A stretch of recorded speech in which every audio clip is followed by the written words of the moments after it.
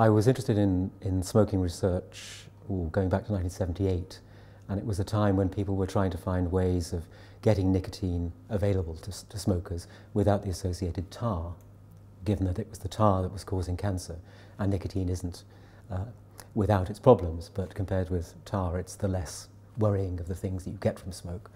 So there was interest in reducing the tar level of cigarettes, which was work I was involved in. There was interest in nicotine chewing gum, which became quite successful, or in nicotine patches, also reasonably successful.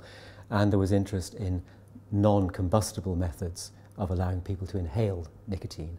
And that's how we got into vaping and the e-cigarette as we know it now. I know that I didn't use the word vaping or vape in a book I wrote in 1982.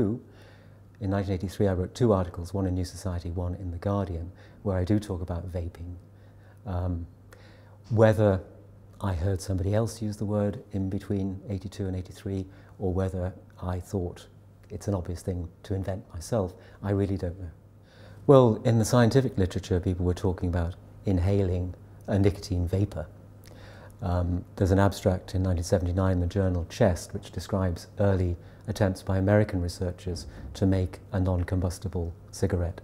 And they, in the abstract, don't use the word vaping or to vape at all. But I think probably, it's an obvious thing to do by analogy with smoking, isn't it?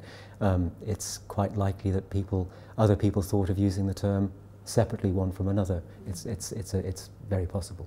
I think the word on its own was never going to become popular until there was a phenomenon it could be used to talk about, a popular phenomenon, and that of course has happened with the current generation of e-cigarettes.